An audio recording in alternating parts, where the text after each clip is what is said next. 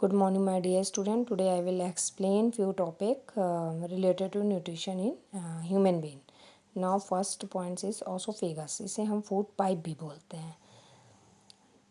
This is a muscular tube like passage from the mouth to the stomach. No digestion take place. ये muscular tube like structure होता है जो हमारे नेक से होता हुआ हमारे स्टमक तक जॉइंट होता है. इसमें कोई भी डाइजेशन नहीं होता.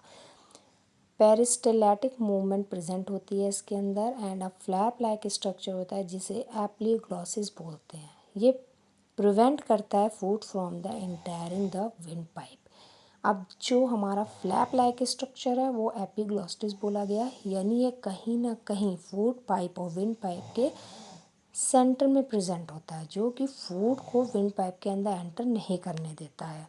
अब नेक्स्ट आता है हमारा पेरिस्टालिक मूवमेंट. होता क्या है पेरिस्टालिक मूवमेंट जो होता है? सी फिगर ऑफ ओसोफेगस. देखिए यहाँ पे है जो कंस्ट्रक्शन है या बाउल्स है, यहाँ पे रिलैक्सेशन है.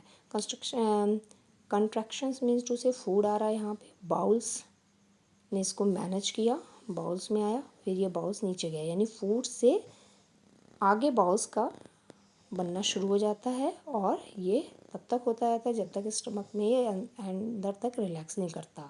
जब बाउल्स वर्क करेगा तो ये कंस्ट्रक्शन की फॉर्म में होगा, नीचे वाली रिलैक्सेशन. जैसे ही बाउल्स आगे बढ़ेगा ये फिर आगे रिलैक्सेशन की फॉर्म में आ जाएगा.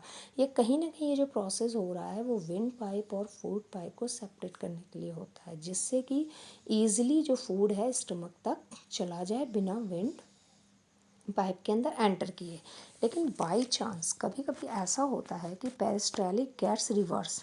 अगर पेरिस्टालिक मूवमेंट में कोई प्रॉब्लम हो गई तो क्या होगा? Construction of the diaphragm and the various other muscles. जो डायफ्राग्राम हमारे लंग्स में प्रेजेंट होता है वो क्या करेगा?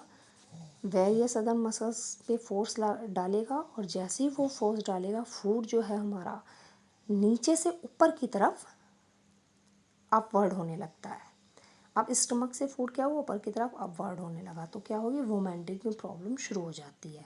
इसीलिए ओसोफेगस बहुत इंपॉर्टेंट है. इसके अंदर पेरिस्टालिक मूवमेंट अगर रिवर्स हो जाएगी तो वोमेंटिंग हो जाती है, अगर कंटिन्यूअस एक फॉर्म में चलती रहती है तो नो प्रॉब्लम. नेक्स्ट आता है हमारा स्टमक.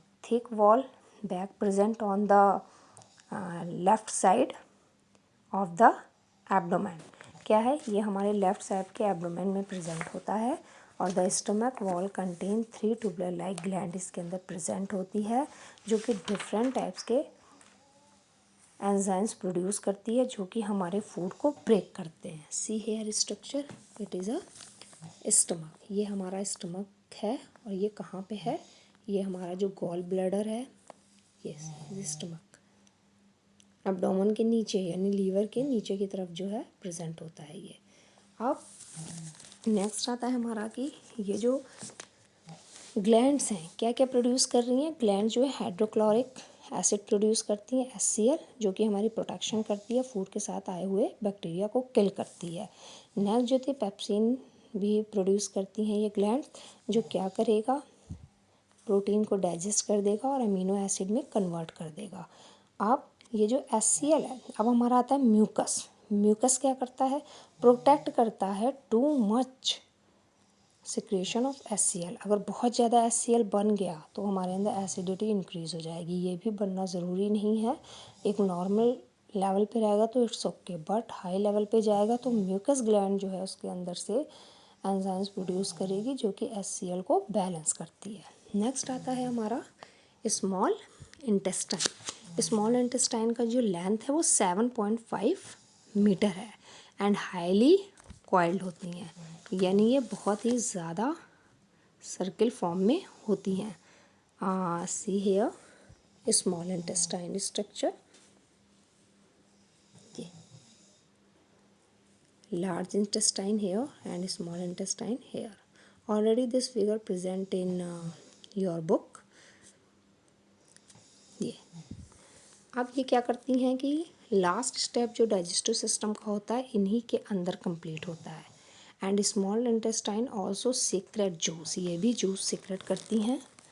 अब इनसे जो अटैच है लीवर, लार्जेस्ट ग्लैंड है, it secret bile juice produce करता है जो कि गॉल ब्लैडर में स्टोर होता है। पैनक्रियाज भी प्रेजेंट होती हैं, जो pancreas and large cream colour like gland हैं जो कि प्रेजेंट होती हैं स्टमक के नीचे। पैनक्रियाटिक जूस प्रोड्यूस करेंगी। पैनक्रियाटिक जूस क्या करते हैं, प्रोटीन को पेप्सिन की मदद से अमीनो एसिड में कन्वर्ट कर देते हैं। कार्बोहाइड्रेट ग्लूकोज में कन्वर्ट हो जाता है with the help of oxygen.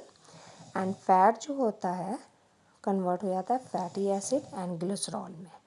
ये पैनक्रियाटिक जूस 3 टाइप्स के जूस प्रोड्यूस करते हैं जो कि प्रोटीन को कन्वर्ट करते हैं अमीनो एसिड में, कार्बोहाइड्रेट्स को ग्लूकोज में और फैट को फैटी एसिड या ग्लिसरॉल में। नेक्स्ट आता है हमारा एब्जॉर्प्शन। एब्जॉर्प्शन जो है स्मॉल इंटेस्टाइन मेन ग्रुप है या रीज़न है एब्जॉर्प्शन ऑफ डाइजेस्टेड फूड का। अब उसके अंदर डाइजेस्ट फूड होना शुरू हो गया। अब जो है एब्जॉर्प्शन में क्या हुआ कि जो इनके अंदर विली प्रेजेंट होती है, विली क्या करती है, वो अपने सरफेस एरिया को इंक्रीज़ करती रहती है। विली का मेन काम क्या है, सी स्ट्रक्चर हेयर, ये वेरी लाइक स्ट्रक्चर है, ये स्मॉल इंटेस्टाइन है, यहाँ पे स्मॉल इंटेस्टाइन है और इसके आगे जो है ये विली है। यहाँ फूड गया तो ये इसका इंटरनल है हिस्सा, ये फूड को और भी ज़्यादा स्मॉल पार्टिकल्स में कन्वर्ट करती है। अब ये क्या कहता है, inner wall of the small intestine have many fold with million finger like structure इनके अंदर प्रेजेंट होते हैं। सी है फिंगर लाइक स्ट्रक्चर है ये सारे के सारे। अब क्या, villi increase the surface area through which digested food can be absorb. Digested food पहले ही हो चुका है, एंजाइम्स ने इनको ब्रेक कर दिया है। अब ये इसके अंदर आके और भी ज़्यादा ब्रेकिंग फॉर्म में हो जाते हैं और भी ज़्यादा ये टूट जाते हैं। And digested food passes into the blood vessel through the surface of villi. अब यहाँ से क्या हुआ, ब्लड वेसल्स के अंदर ये एंटर कर जाएंगे, यानी कि ब्लड बन गया, ब्लड की फॉर्मेशन हो गई। अब वैली तक जो था डाइजेशन हमारा कंप्लीट हो जाता है। अब यहाँ पे ब्लड वेसल्स में कलेक्ट होना शुरू कर देते हैं, ब्लड बनना शुरू हो गया फूड से और कलेक्शन होनी उसकी शुरू हो गई। अब the remaining chyme then passes into the large intestine. इसमें क्या है कि जो लुगदी टाइप का थोड़ा बहुत मटेरियल्स बचा होता है वो लार्ज इंटेस्टाइन की तरफ जाने लगता है और लार्ज इंटेस्टाइन जो है वो shorter than the small intestine होती है। मिनिमम जो इसकी लेंथ होती है 1.5 मीटर होती है और जो अपर पार्ट होता है लार्ज इंटेस्टाइन का उसको कॉलन बोलते हैं। ये वाटर और सॉल्ट को एब्जॉर्व कर लेता है काइन के अंदर। And the undigested matter is converted in the semi solid mass called pieces. यानी जो लिक्विड वाला पोर्शन था वाटर और सॉल्ट को तो उसने काइमा में कलेक्ट कर लिया लार्ज इंटेस्टाइन ने, और जो सॉलिड पार्ट था या सेमी सॉलिड पार्ट था उसको सेपरेट कर दिया end of the large intestine called rectum. और सब कुछ क्या हुआ, रेक्टम में कलेक्ट हो गया। अब नेक्स्ट आ गया हमारा एसिमिलेशन। एसिमिलेशन में क्या हुआ, एसिमिलेशन में simply the simple substance that are absorb from the elementary canal के थ्रू एब्जॉर्ब कर लिए गए और transported through the blood into the blood vessels to all parts of the body. कह रहे हैं सिंपल सब्सटेंस जो थे वो जो एलिमेंट्री कैनाल्स के थ्रू एक्सेप्ट किए गए थे, अब इनसे ब्लड की फॉर्मेशन हुई, ब्लड कहाँ गया, वेसल्स में गया, वेसल्स से होते हुए हमारी पूरी बॉडी में गया। अब इन्होंने रिएक्शन शो किया कि कार्बोहाइड्रेट जो हमने फूड लिया उसके अंदर कार्बोहाइड्रेट प्रेजेंट होगा, कार्बोहाइड्रेट ऑक्सीजन के प्रेजेंट में ग्लूकोज में टूट गया, जैसे ही ग्लूकोज में कन्वर्ट हुआ CO2 गैस रिलीज हुई एंड एनर्जी, इसमें एनर्जी कितनी बनती है, 1 मॉलिक्यूल्स ऑफ ऑक्सीजन प्रोड्यूस करता है 36 ATP और ये हमारी माइटोकॉन्ड्रिया में स्टोर हो जाती है, यानी एनर्जी हमारी बॉडी में स्टोर हो जाती है एसिमिलेशन के थ्रू। ब्लड बन गया, ब्लड वेसल्स में चला गया और 36 ATP एनर्जी हमारी माइटोकॉन्ड्रिया में स्टोर हो गई। अब नेक्स्ट कह रहा है प्रोटीन को इसने ब्रेक किया अमीनो एसिड में। अब अमीनो एसिड क्या करेगा, ग्रोथ करने का काम हमारी बॉडी में करेगा और रिपेयर करेगा वॉर्न आउट कट, यानी जो हमारी सेल्स डैमेज हुई हैं उनको भी मेंटेन करेगा। नेक्स्ट है फैट टूटा फैटी एसिड में, फैटी एसिड ग्लिसरॉल में। अब ये ग्लिसरॉल क्या है, आपको पता है फैट से ग्लिसरॉल बना हुआ है, तो इसमें जो ये एनर्जी निकली वो हमारी स्किन के अंदर स्टोर हो जाती है और ये एनर्जी रिवर्स होती है, रिवर्स हमारी बॉडी में रिवर्स होती रहती है, मूव करती रहती है। अब नेक्स्ट हमारा आता है लास्ट बिल्कुल इंजेशन में क्या हुआ, the semi solid faces is storeyed the rectum में स्टोर हो जाता है और रिमूव होता है हमारी बॉडी से।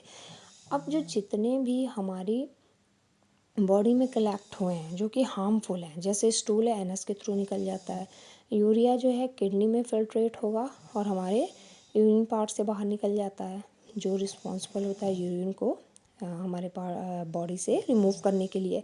एंड स्वेट जो है, और स्वेट में हमारे क्या होता है, एक्स्ट्रा सॉल्ट और वाटर होता है जो कि हमारी स्किन के थ्रू हमारी बॉडी से बाहर निकल जाता है। तो now today nutrition in human being explanation done, but any problem in any topic please inform to me. My phone number already present in eCare and my WhatsApp number also present in eCare. अगर आप phone से problem को पूछना चाहते हैं तो पूछ सकते हैं, और अगर आप व्हाट्सएप पे लिखना चाहते हैं तो लिख के भी पूछ सकते हैं। So now thank you too so much.